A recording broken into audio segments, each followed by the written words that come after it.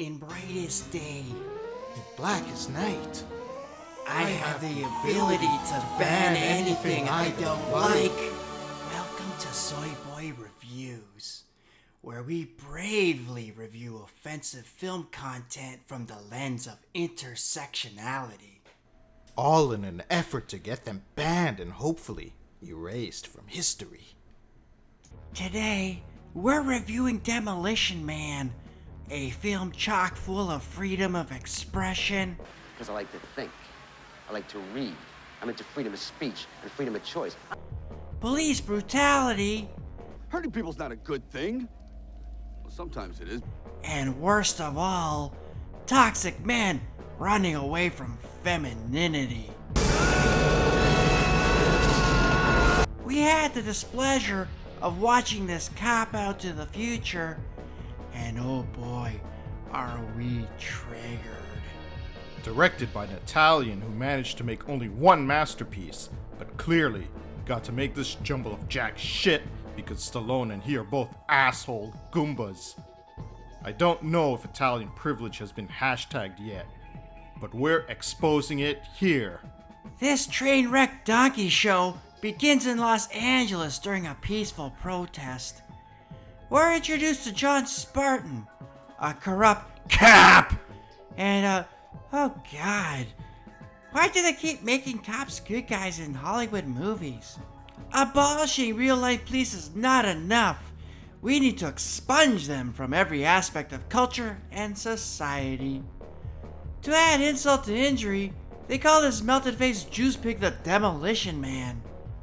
No doubt he demolishes the rights of marginalized individuals. John Spartan is hunting local community activist Simon Phoenix, a gender-fluid, non-binary person of polychromy, who is the leader of the Los Angeles Autonomous Zone.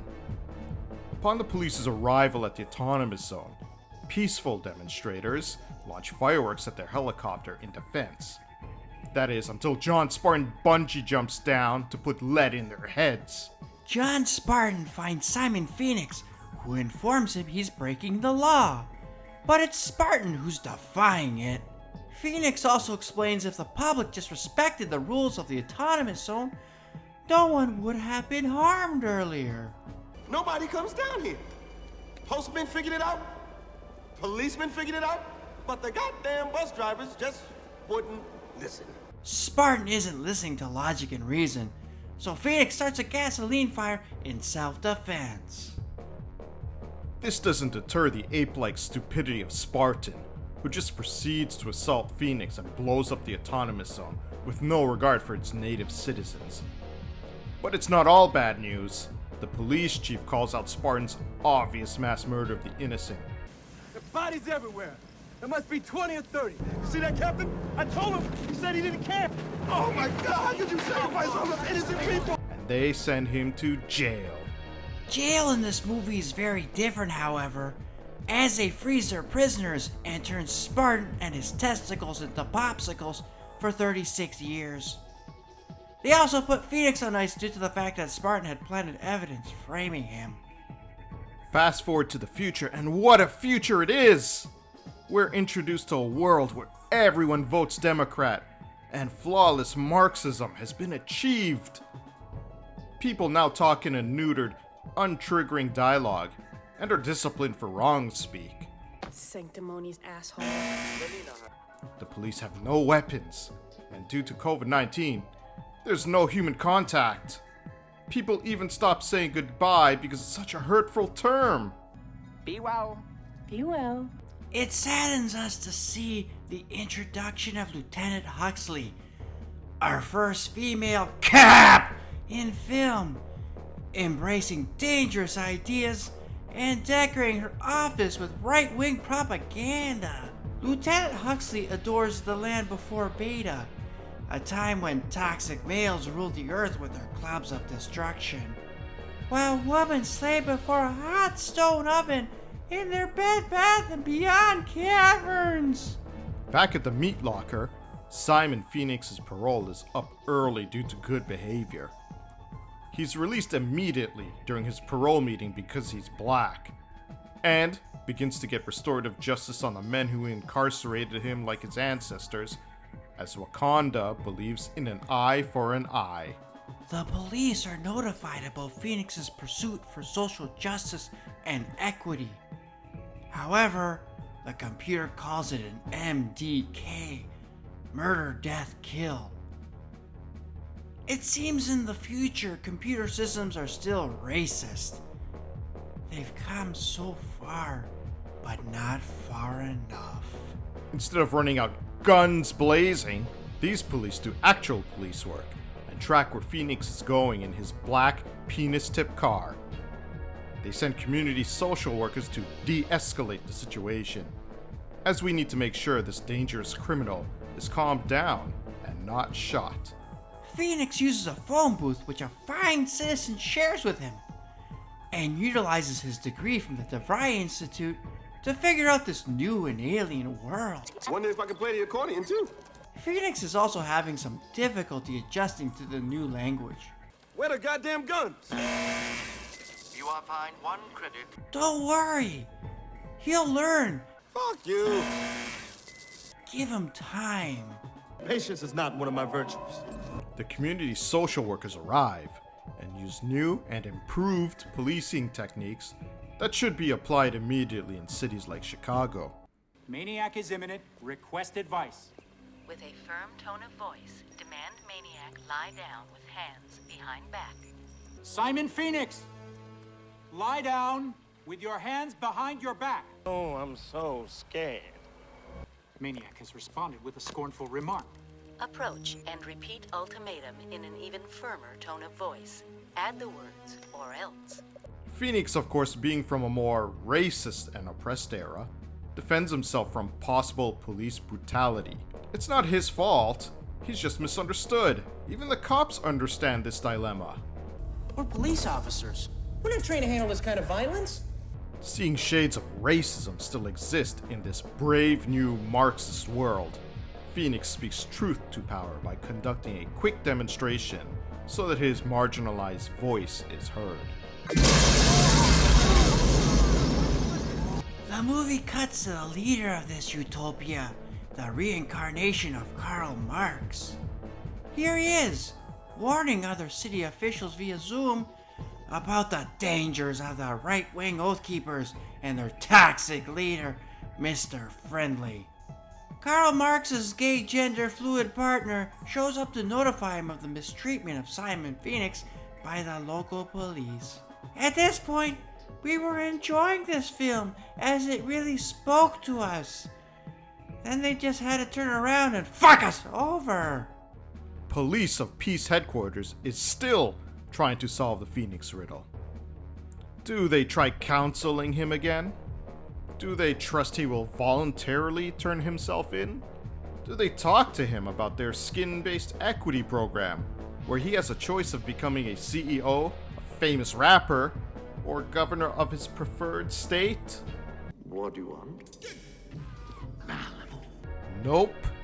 Some Uncle Tom walks in and cooks up the idea of getting a regular cop to fix things. Jesus fucking Christ! Why do they have to ruin movies with potential by making toxic white males the end-all, be-all saviors? Which regular cop do they get? John Spartan, who's just as regular as my bowels after 3 Taco Bell combos on an empty stomach. The chief is against this toxic masculinity, but Lieutenant Huxley encourages us for some action. They unfreeze John Spartan, and the first thing he asks for is his slave. What happened to my wife? Her light was extinguished in the big one of 2010. Great. Another strong and independent woman being killed off-screen to make way for story. The challenge now is getting John Spartan up to speed on the new society, which is like introducing a caveman to a soy latte. How you doing? You're out of toilet paper. But the place where you're supposed to have the toilet paper, you got this little shelf with 3 seashells on it. He doesn't know how to use the 3 seashells. Thank Thanks a lot, you shit. The ignorance of him not knowing what the three seashells are is no different than not knowing someone's gender identity on cue. To keep this freak on a leash, the chief implanted a tracking chip in his body. They must have done it when they administered his COVID-19 booster shot. This fascist crap makes me want to puke. Spartan deduces that Phoenix will go for a gun because Spartan is naturally racist. To his surprise, Phoenix is visiting a museum to be cultured and to connect with this new society and its people. 2010. This museum also happens to have guns, but that's just a coincidence. Phoenix walks into the Hall of Violence, which brings back memories of his activism days. Then he is insulted by a white male who utters a racist slur. What seems to be your boggle? My boggle? Phoenix gets racial reprisal for that remark by showing this asshole how he handled racism in his day. He then borrows the guns for self-defense as he knows the trigger-happy police are en route. Spartan shows up and disregards the social work coaching he gets. Wrong. Hey, Luke Skywalker. Use the Force. And decides on more brutal tactics. Guess so. Meanwhile, Phoenix is taking what his people are owed and opens a door with a cannon. I'm a blast from the past. This is where Spartan enters to assault Phoenix. The two end up in the George Floyd Square replica exhibit and fight some more. That is, until Phoenix's space gun charges up and he can begin defending himself properly. Spartan cheats by electrifying the water with Lieutenant Huxley's vibrator, but to our glee, Phoenix manages to escape. On his way out, Phoenix runs into Karl Marx and tries to defend himself. But he can't kill Karl Marx because of what his beautiful vision has brought to this world. Karl Marx sheds a light on who Phoenix should kill. Mr. Edgar, friendly? Don't you have someone to kill? Phoenix swiftly departs before Spartan and his she-bitch catch up. Karl Marx successfully calms down this Neanderthal by offering him dinner at Taco Bell. Seems that white privilege still exists to some extent in this future. Spartan gets to spend a lovely evening at Taco Bell, while Phoenix spends his evening where Taco Bell ends up. The sewer. Shit, love that smell. Reminds me of biscuits and gravy. Why Taco Bell? You do not realize that Taco Bell was the only restaurant to survive the franchise wars. It's awesome the proud Mexican people of Taco Bell defeated the white supremacists of fast food. During his dinner with the white elites, Karl Marx explains his undefeated philosophy of Marxism and how it saved humanity. Then, Spartan says some fascist bullshit, and the Oath Keepers arrive to inflict right-wing violence. For once, Spartan does the right thing and kicks their asses. The Oath Keepers claim they're stealing food, but really, they're after the Taco Bell opioids. Karl Marx goes to his home to find Simon Phoenix fixes racist lighting. Illuminate. Illuminate. No more racist terms like light and dark. Phoenix wishes to discuss his oppression and what reparations are owed to him, but Karl Marx asks Phoenix once again to take down Mr. Friendly, the real threat to democracy and a legit insurrectionist. Phoenix agrees only on the condition that his activist allies, who were political prisoners, are unfrozen. On the other side of the city, Spartan goes back to Lieutenant Huxley's apartment and attempts to rape her with consent. I was wondering if you would like to have sex. With you? Mm-hmm. Here? Now? Mm-hmm. Oh, yeah. Great! What are you doing? You are a savage creature, John Spartan, and I wish you to leave my domicile now. Such an advanced society that understands accountability. If a woman has sex with a man and it was no good, she has every right to claim rape. And we love how sexual relations are performed in the future. They don't touch each other. They use VR headsets, and instead of their mouths, they have a towel to catch fluids. Why have real sex when you can use your imagination? Take it from two cisgender men who could get the sex from strong, independent females all the time. We respect women too damn much to touch them. Spartan grumbles back to his room, sexually frustrated, to get released with porn. But even the Twitch streamer wants nothing to do with him. You know, I was thinking, oh my god, I'm sorry, wrong number. He puts in the security footage of Karl Marx and Simon Phoenix at the museum to see if he can masturbate to men as a change of pace. This was interesting, and we asked ourselves why we don't see more of this in both film and society. The next morning, Spartan knits a sweater for Lieutenant Huxley, as that's how a real man apologizes. He's also confused as he learns that the cryofreeze process attempted to alter his habits to make him more feminine. I'm a seamstress? Wow, so smart. We should be doing this in our schools and universities to create a more stable and docile tomorrow. This system is so good, it gave Simon Phoenix new skills such as computer programming, weapons expertise, and hi-ya karate to defend himself. This new equitable system is why Spartan is having difficulty catching Phoenix as the playing field is now leveled. Spartan, angry that the black man now has advantages over him, visits Karl Marx and uses torturous interrogation tactics, such as yelling. You programmed Phoenix's rehab to turn him into a terrorist? As if his words weren't violent enough, he puts a gun to the great leader's head. You, my Cro-Magnon friend, are dead. Your family's dead, your past is dead. You go, Slay Queen! Put that doofus in his place. Dim-witted Spartan can't think of a good comeback, so he shoots Karl Marx's assistant. Spartan and his lackeys travel to the last Republican state, the sewers where all these filthy rats belong. Spartan learns of a Phoenix's assassination plot against Mr. Friendly, and he wants to stop it because he's a fucking moron. Down in the sewers, it's mostly whites, but we do have some Latinx people. Here is a minority restaurant owner who voted for Trump. This is a rat burger. Rat is the only meat you deserve to cook, traitor. As they traverse further into Conservative City, they find Mr. Friendly, who shows up with his Second Amendment. Because they're both swinging dicks, Spartan and Mr. Friendly hit it off, which is no surprise to us. Mr. Friendly also preaches his dangerous ideology.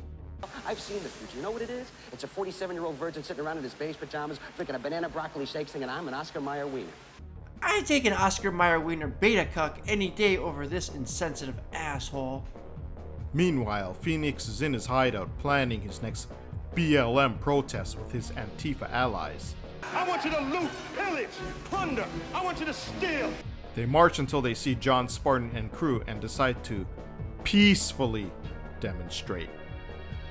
Phoenix, shocked by Spartan's violent demeanor, flees and borrows an empty car he will no doubt return later. Spartan steals a toxic masculinity mobile and engages in a high-speed chase, endangering Phoenix and the other drivers on the highway. Don't you know you're endangering the lives of civilians? This idiot Italian shoots at Phoenix and jumps on his car, while Phoenix fires some warning shots to deter Spartan's rude behavior. Spartan falls off the side of the car, and even though Phoenix hates him, the good old soul tries to save Spartan from falling to his death. How does Spartan repay him? By slinging Phoenix from the car into oncoming traffic. Spartan is too intoxicated by the one beer the Latinx Trump-supporting bitch gave him earlier, and he can't drive straight. It looks like a fatal car wreck was on the menu, which would have been incredible. But God works in cruel and patriarchal ways. Just before Spartan's body fuses with the metal frame, his testosterone reaches level 9,000 and he prematurely ejaculates. The gallons of semen crystallizes and saves Spartan's life. Of course, he lies to Huxley about it. What the hell happened all of a sudden? This car turned into a cannoli. Can't fool us, pal. We've turned quite a few pairs of socks into cannolis when we were teenagers. On the other side of the city, Karl Marx is elated with Phoenix's effective activism. You worked out beautifully. People are terrified of you. Phoenix is in a real quagmire here. He wants to kill Karl Marx, but can't, because Phoenix is a moral human being. On the other hand, Karl Marx is white, and one less Caucasian person a day does equality, step by step, make its way. He solves this problem by getting a real murder machine to pull the trigger. A straight white male. Phoenix isn't without remorse. He does honor Karl Marx with an appropriate ceremonial cremation. Phoenix decides now is the time to abolish the ICE prison system.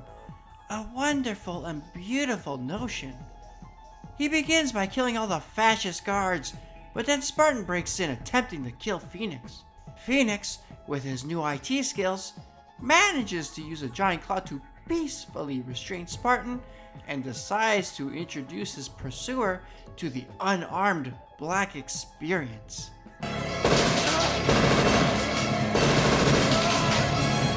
Phoenix spends too much time shooting like a stormtrooper, and Spartan uses the liquid nitrogen to break the arm.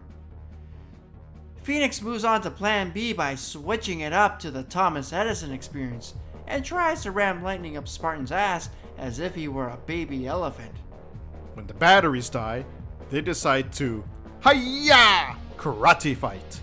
And someone must have left the sunroof open because it begins to rain. Phoenix gets the upper hand, and it's almost as if he's going to win, but Spartan cheats by dropping an ice ball to freeze Phoenix. It should be back to ice prison, but nope. Spartan takes a victory lap and kicks the defenseless Phoenix's head off, and then lies about his murder. You have apprehended the villain responsible for the murder of our beloved Dr. Raymond Cocteau? Well, I wouldn't exactly say apprehended. Let's just say he's history. The lab blows up, the good cops now integrate the bad cops in their ranks, and Spartan successfully sexually assaults Huxley. I hope she isn't vegan, because he's going to ram a big, long, meaty Italian sausage down her throat. An innocent kiss today. Are all fluid transfer activities like this? An OnlyFans account tomorrow. Let's go blow this guy. John Spartan is your textbook example of what a piece of shit looks like. He's arrogant in his actions, stupid in his speech, and white in his skin. Spartan's main purpose in this whole film is to find a black man who he's prejudiced towards and kill him. There's nothing redeeming or nuanced in this character's journey, from the first frame to when the credits roll, where we wondered why money was paid to make this. Simon Phoenix was splendid as the misunderstood activist leader, seeking out the perfect heteronormative society for the purpose of diversity and inclusion. Fuck you! His hand is forced into violence by a world who will not accept his differences even when that world has evolved for the better. Simon Phoenix's tragic parable provides us with a moral we can all learn from. Black people will always be oppressed, no matter how much assistance they receive. Lieutenant Huxley started out good, but as the movie progressed, the writers gave her character an arc to make her go from pleasant, strong, independent woman to street fighter alpha male. We found the fact that Lieutenant Huxley worships Spartan and aspires to be a giant dick like him to be very problematic for us. We found the cinematography to be highly racist, as the lighting and camera angles were used to depict John Spartan as heroic, while it portrayed Simon Phoenix as a terrorist. We should report the Ku Klux Klan cameraman to the American Civil Liberties Union so he can be arrested, and then have the movie shot by one of our own.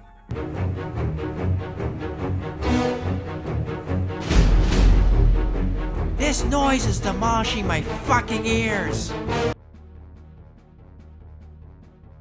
We give this film 4 out of 10 soy milks because it started to blackmail a woman, beta males, and it featured the Karl Marx experience we need right now and always deserved. We also give it 10 out of 10 Molotov cocktails to get this offensive content banned and burned forever. Your silence is violence. Subscribe, like, and share to get this track banned.